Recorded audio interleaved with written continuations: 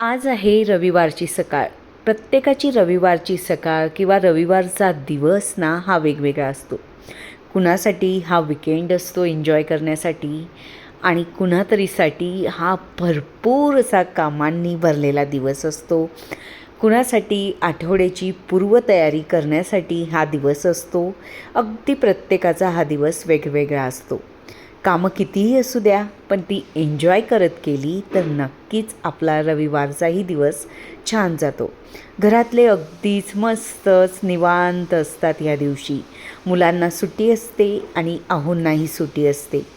पण आपल्याला त्या दिवशी 4 पटीने मात्र नक्कीच काम वाढलेलं असतं. अगदी जसं तुमचं तसंच माझंही.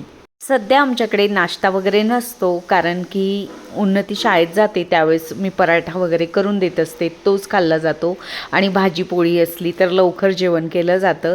मग त्यामुळे नाश्ता जरा बनवणं बंद झालेलं आहे. बऱ्याच दिवसानंतर मी 8 ते 10 दिवसानंतर पोहे बनवत होती.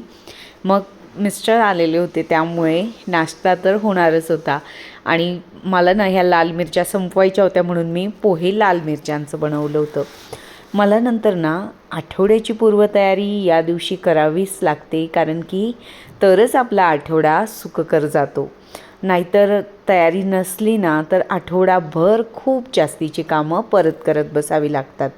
म्हणून मसाल्याचा डबा रात्रीच घासून ठेवलेला होता आणि त्यानंतर ना सगळ्या वाट्यांमध्ये मला मसाल्यातले जिन्नस भरून ठेवायचे होते, की आठवडाभर टेन्शन नको.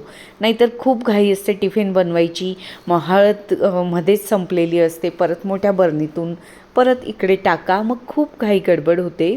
म्हणून मग रविवारी हे केलेलं बरं असतं. माझ्या बाबतीत तर नेहमीच असं व्हायचं, की सकाळी ना अगदी टिफिन करण्याच्या वेळेसच सिलेंडर संपून जायचं. हा प्रॉब्लेम तर इतका मोठा होता ना आणि इतकी घाई असते की काय करावं समजतही नाही. नंतर ना या पितळी डब्यामध्ये ना मी काजू बदाम वगैरे भरून घेतले, कारण की ना यात मी मसाले ड्राय मसाले भरायची. पण काय व्हायचं, त्याच्या म्हणजे ना वाट्यांना ना वेगळंच असं, म्हणजे जसं लोखंडी वस्तूला गंज लागल्यावरती कलर येतो ना, अगदीच तसं ह्या पितळाचा कलर बदलून जात होता. मग मी विचार केला की याचा असा उपयोग केला तर छानच होईल, कारण असंही ना मी किराण्यामध्येच आणलेले होते काजू बदाम आणि ते पॅकच्या पॅकच पडलेले होते. जोपर्यंत मुलांना समोर दिसत नाही ना तोपर्यंत तेही खात नाही आणि आता हिवाळा आहे म्हणून मग खाल्लं तर अजूनच चांगलं. नंतर ना शिमला मिरचीची भाजी मी बनवून घेतलेली. यापूर्वीही मी सांगितलेलं आहे, अगदी थोडक्यात सांगते. तेल टाकलं, जिरं मोहरी टाकली आणि ना कांदा लसूण हवा असेल तर टाकायचा. मी बऱ्याच वेळेस नाही पण टाकत, पण यावेळेस मी लोखंडी तव्यात बनवली होती ना, मग करपायला नको म्हणून मग मी कांदा लसूण पण टाकला होता. नंतर याच तव्यामध्ये मी आलू मेथीची भाजी बनवणार होती. तर ना माझ्याकडे बटाटे खूप होते, तर त्यांचाही वापर करून घ्यायचा होता. आधी सगळ्यात मी बटाटे वाफवून घेतले, अगदी नॉर्मली तेच कांदे लसूण जिरे मोहरी हिंग हळद तिखट बस एवढंच, आणि नंतर मेथी टाकली. घरात भाज्या निवडलेल्या असल्या ना तर फारच छान होतं, की जेणेकरून ना आपला खूप वेळ वाचतो. म्हणूनच ना रविवारी किंवा शनिवारी ना अशी पूर्वतयारी करून ठेवली तर फारच आपलं म्हणजे आठवडा छान जातो. म्हणूनच रविवार हा 4 पटीने कामं वाढवणारा असतो. या सगळ्या भाज्या ना मी शनिवारी संध्याकाळी आणलेल्या होत्या. तर मला ह्या जवळपास निवडायला ना रात्रीचे 2 वाजले होते. विचारायलाच नको असं वाटलं होतं, अरे बापरे! काय एवढ्या भाज्या आणल्या मी. पण ना नंतर जेव्हा मी आज भाजी अगदी टिफिनला द्यायची होती, निवडलेली भाजी पटकन डब्यातून काढली, धुतली आणि फोडणी दिली ना, इतकं छान वाटलं. कारण की निवडण्यात नंतर कितीतरी वेळ लागतो आणि म्हणजे आपल्याला सकाळी कधी-कधी तर इतकी घाई होते विचारायलाच नको. भरपूर अशा पालेभाज्याही आणलेल्या होत्या मी, फळभाज्याही आणलेल्या होत्या, भरिताचे वांगेही आणलेले होते. कारण की ना मला माझ्या मैत्रिणीलाही भरीत द्यायचं होतं खानदेशी पद्धतीचं. दरवेळेस ना मी रविवारी सकाळी भाज्या आणत असते किंवा कधीतरी संध्याकाळी, पण यावेळेस शनिवारीच आणलेल्या. कारण की ना रविवारी जर सकाळी सकाळी मी घराच्या बाहेर पडली तर नंतर ना बाकीच्या कामांचं रुटीन इतकं डिस्टर्ब होतं आणि नंतर आल्यावर ना ती सगळी कामं करायला नको वाटतात आणि प्लस या सगळ्या भाज्या निवडणंही खूप म्हणजे जीवावर येतं ते. म्हणून मग मी ना यापुढेही मी ठरवलेलं आहे की शनिवारीच भाज्या आणायच्या, निवडून ठेवायच्या आणि म्हणजे रविवारी ना जरा रिलॅक्स असं म्हणजे वाटेल आपल्याला. कारण की सगळेजण घरी असतात, जेवणाचाही लोड वाढलेला असतो आणि जर त्याच दिवशी भाज्या आणल्या ना तर फारच कंडिशन भयानक होते. आणि तुम्ही बघू शकतात रात्रीचे 2 वाजलेले आहेत. इतका पसारा झाला होता भयानक हॉलमध्ये, मुलींनी तर केलेलाच होता. आणि इतकी भाज्यांची अशी हे सगळं निघालेलं होतं 2 डस्टबिन भरून. नंतर ना चहा पावडर वगैरे मी भरून ठेवली. ज्या भाज्या दाखवल्या आहेत ना तर ती रात्रीची शनिवारची क्लिप आहे, पण रविवारी मला एवढा सगळा लोड येणार होता म्हणून मग मी ती शनिवारचीच ॲड केलेली आहे. नंतर ना आता मला स्वयंपाकाला लागायचं होतं, पण मी रात्रीचे आपलं मका आणलेले होते स्वीट कॉर्न, ते मुलींना वाफवून हवे होते आणि मिस्टरही होते, तर मला वाटलं चला नंतर वाफवण्यापेक्षा ते आहेतच तर आताच करून घेऊ. मी जनरली इतक्या भाज्या घेत नाही, पण यावेळेस ना मला तुमच्यासाठी व्हिडिओही बनवायचा होता म्हणून मग मी जास्तीच्या भाज्या आणून घेतलेल्या होत्या. आमच्याकडे 50 रुपयात 4 स्वीट कॉर्न आहेत, मी पण 4 घेतलेले होते. आणि आता मी भाजून नाही घेत, असेच मिठाच्या पाण्यामध्ये ना 1 शिट्टी घेत असते. फार छान लागतात हे, मुलींनाही खूप आवडतात भाजलेल्यापेक्षा, म्हणून मग ना या पद्धतीचाच मी वापर करत असते. 2-1 चमचे मीठ टाकते आणि त्यानंतर 1 शिट्टी घेऊन घेते. हे सगळं शूटिंग करून व्हिडिओ बनवण्यासाठी ना बराच वेळ लागणार होता, म्हणून मग मी आधीच स्वयंपाक करून घेतलेला होता की जेणेकरून म्हणजे मला डिस्टर्ब होणार नाही नंतर. रात्री ना मी किचन वगैरे सगळं आवरून ठेवलेलं होतं आणि सकाळी पण नाश्त्याची चहाची जी भांडी होती बाकीची डिशवॉशरला लावली होती, बाकीची हाताने घासली होती. मिस्टरांनी ना तिथून परत पितळी काही माझ्या वस्तू राहिलेल्या होत्या, देवाचे ताट वगैरे दिवे वगैरे ते आणले होते, ते घासून ठेवलेले होते. आणि मग माझा मोर्चा मी ना हॉलकडे वळवला होता, कारण की हॉलमध्येही भरपूर असा पसारा झालेला होता आणि तो मला आता आवरून घ्यायचा होता. सगळेजण झोपलेले असतात ना तोपर्यंत आवरलं जातं पटपट किंवा स्पीड आपलाही चांगला चालतो, पण सगळेजण उठल्यावरती ना म्हणजे सगळेजण मध्ये मध्ये येत असतात, त्याच्यामुळे कामं तर झटपट होतच नाहीत. पण त्यांनाही सुट्टी रिलॅक्स करायची असते म्हणून आपल्यालाही जास्त बोलता येत नाही. सोफा तर कितीही वेळेत झटका, नंतर ते कव्हर टाका, तरीही सुट्टीच्या दिवशी कमी पडतं. आणि मुली अभ्यास करतात ना त्यांना आपण कितीही वेळेस मी सांगते की पुस्तकं परत जागेवर ठेवा, पण असं होत नाही. ते परत एकदा ठेवतात आणि 4दा विसरून जातात. मला जर कुणाचा फोन आला ना तर त्यावेळेस मी तुम्हाला मध्ये मध्ये व्हिडिओमध्ये बोलताना दिसते, तर ना मी बोलून घेत असते, कारण की मी असं शांततेने बसून बोलायचं ना हे होतच नाही जर व्हिडिओ म्हणजे शूटिंग करायची असली तर. कारण की ना कॅमेराही ऑन ठेवावा लागतो आणि परत बोलणंही सुरू आणि कामही करावं लागतं. नंतर ना दळणंही करून घ्यायचे होते, कारण की आठवडा हा छान असा मजेत जायला हवा, सुखकर जायला हवा स्पेशली म्हणून. मग मी ना किराण्यामध्येच बाजरी, नंतर दादर म्हणजे ज्वारी आणलेली होती, डाळी वगैरे आणलेल्या होत्या, तर मग ना त्या मी बऱ्यापैकी भरून घेतलेल्या होत्या.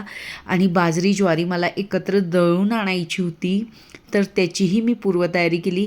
कारण की ना डबे वगैरे मी आधीच घासून ठेवलेले होते, आदल्या दिवशी दुपारी छान वाळवले होते आणि पुसून घेतले होते. तुम्ही बघू शकतात याला दादर म्हणतात. ही पांढरी शुभ्र असते आणि ज्वारी थोडीशी याच्यापेक्षा म्हणजे थोडं ज्वारीचा काळपट कलर असतो. नंतर हरभरा डाळीचं पीठही मला दळून घ्यायचं होतं, तर त्याच्यासाठी मी 1 किलो डाळ आणलेली होती, तिचंही करून घेतलेलं होतं. तिथून ज्वारी बाजरी आणली होती ना, खूप स्वच्छ असतो तिथला किराणा, म्हणून मग मी यावेळेस काही निवडून बघितलेलं नव्हतं. किती ती कामं असतात आपल्याला, म्हणजे असंख्य, ज्यांचं आपण मोजूच शकत नाही. मी तुम्हाला निम्मेच कामं दाखवलेले आहेत, निम्मे तर दाखवलेले पण नाही आहेत.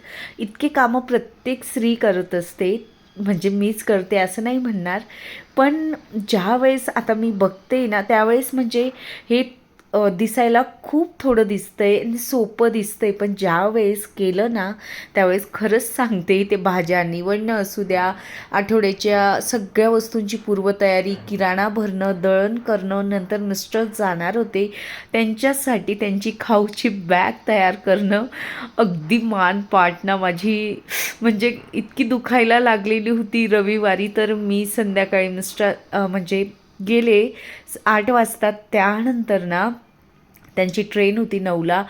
तर त्यानंतर झोपली ना बाकीचा सगळा पसारा मी तसाच पडू दिलेला होता. बऱ्यापैकी आवरलेलं होतं, पण तरी सगळेजण घरी असल्यावरती ना होतोच. मग मखानेही मला भाजून द्यायचे होते त्यांना, तर मखानेही भाजून दिलेले होते. नंतर ना मला उपमा बनवण्यासाठी प्रीमिक्स बनवायचं होतं, मिस्टरांनाच द्यायचं होतं की जेणेकरून ते पटकन संध्याकाळी एखाद्या वेळेस भूक कमी असते तर त्यावेळेस ते खाऊ शकतात, म्हणून मी म्हणजे आपलं उपम्याचंही प्रीमिक्स बनवलेलं. यासाठी मी काय केलं, अर्धा किलो ना रवा घेतलेला. मी जाड रवा वापरते नेहमी शिऱ्याला आणि उपम्यालाही. आणि 1 चमचा ना आपलं छान घरातलंच तूप टाकलेलं की रवा अगदी छान असा रवाळ म्हणजे मोकळा मोकळा राहावा म्हणून. आणि बघा भाज्या निवडलेल्या होत्या, फ्रीज म्हणजे छान अजून खूप रचायचं बाकी व्यवस्थित, पण मी रात्रीच असे डबे ठेवून दिलेले होते. इतका फायदा झाला ना, त्रास झाला मला त्याचा की खूप आपल्याला बराच वेळ याच्यासाठी द्यावं लागतं, पण इतकं पटापट डब्बे काढून ना सगळं स्वयंपाक होतो ना, मग त्यावेळेस आपल्याला आनंद होत असतो. अर्धा किलो रव्यासाठी ना मी 3 पळी तेल घेतलेलं होतं. छोट्या पळ्या होत्या माझ्या. आणि ना नंतर ना 3 मिरच्या घेतलेल्या होत्या. मिरच्याही कमी तिखट होत्या, ज्याला जसं तिखट लागेल ना तसं घेऊ शकतात. छान कढीपत्ताही मी धुवून ठेवलेला होता आणि मिरच्याही धुवूनच ठेवलेल्या होत्या. आणि तेल ना जरा मी बऱ्यापैकी गरम होऊ दिलेलं होतं. मग शेंगदाणे असे मी जरा थोडे शॅलो फ्राय केलेले आणि बाजूला काढून घेतलेले. मिरच्याही मी त्या तेलामध्ये कट करून घेतलेल्या. फार छान वास येत होता या प्रीमिक्सचा. बरं नक्कीच करून बघा. बऱ्याच जणांचे मिस्टरी कामानिमित्त बाहेर राहत असतील तर नक्कीच तुम्ही त्यांना देऊ शकतात. चिवड्यात जशा मिरच्या आपण कुरकुरीत करतो ना, अगदी तशाच मिरच्या मी कुरकुरीत करून घेतलेल्या, कारण की हे प्रीमिक्स टिकायला हवं म्हणून. आणि नंतर ना छान कढीपत्ताही अगदी तसाच कुरकुरीत करून घेतलेला.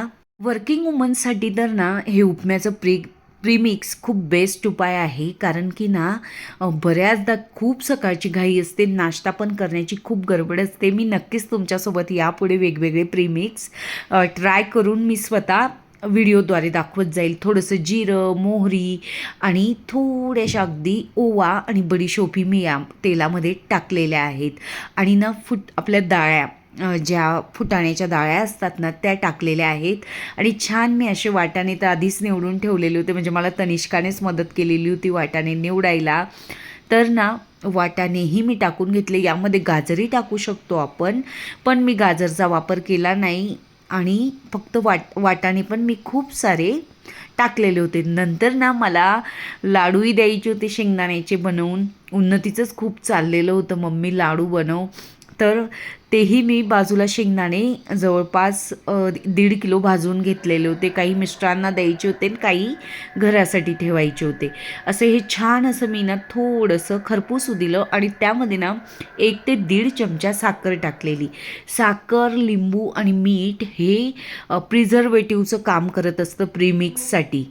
बऱ्याचदा ना लहान बाळ असतं, म्हणजे जे असं खात असतं जेवण थोडंफार 2-3 वर्षाचं, तर जेव्हा आपण बाहेर फिरायला जातो ना असे प्रीमिक्स बनवून घेऊन गेलं की गरम पाणी ॲड केलं की लगेच ना आपण त्यांना बनवून देऊ शकतो, किंवा आपल्यासाठीही छान आहे ही.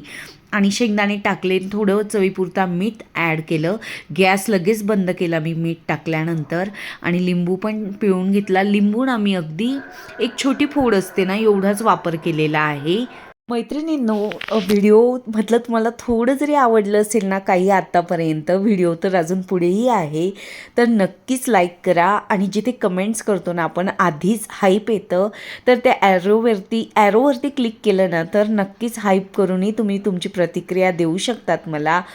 तुमचं लाईक आणि हाईप हे ना मला तुम्हाला म्हणजे व्हिडिओ आवडला आहे आणि मला ना प्रेरणा मिळत असते नवीन व्हिडिओ बनवण्यासाठी. मी अजून छान छान काहीतरी वेगळं करण्याचा प्रयत्न करेल. नंतर ना शेंगदाण्याचं कूट बनवून घेतलं. ही एक आठवड्याची पूर्वतयारी होती. मला बटाट्याचे पराठे बनवून द्यायचे होते संध्याकाळसाठी, मिस्टर जाणार होते म्हणून. नंतर ना मखाणे होते तेही भाजून थंड झाल्यानंतर ना थोडं मीठ टाकलं बरणीतच आणि ते मी भरून ठेवलेले होते थंड झाल्यानंतर. आणि नंतर ना गूळ शेंगदाण्याचे लाडू बनवण्यासाठी सगळं दुपारचं आवरलं, गॅस ओटा क्लीन केला आणि लगेच हे लाडू बनवण्यासाठी मी सुरुवात केली. खरं तर ना लाडू जेव्हा शेंगदाणे कोमट असतात ना तेव्हाच गूळ मिक्स करून मिक्सरमधून फिरवून घ्यायचे, म्हणजे ना अगदी इझिली मिक्सरमध्ये हे वाटले जातात. आणि संध्याकाळ झाली होती. संध्याकाळी ना रोजच आमच्याकडे असं वातावरण तयार होत असतं. इतकं छान वाटतं ना, गुलाबी संध्याकाळ म्हणता येईल याला. आणि ते रोज गॅलरीतून बघायला ना फार छान वाटतं. आजूबाजूला जेव्हा बिल्डिंग्स नव्हत्या ना तेव्हा तर सगळीकडेच हे गुलाबी गुलाबी म्हणजे छान असं गुलाबी शहर दिसायचं. नंतर ना मी गूळ वगैरे कापून घेतला. शेंगदाणे मी एकदा वाटून बघितलं पण थोडंसं ना असं चिकट होत होतं, म्हणून परत शेंगदाणे कोमट करून घेतले आणि त्यामध्ये गूळ ॲड केलेला आहे. जवळपास 1.5-2 किलो शेंगदाणे होते. त्याला मी 1 किलो गुळाचा वापर केलेला आहे.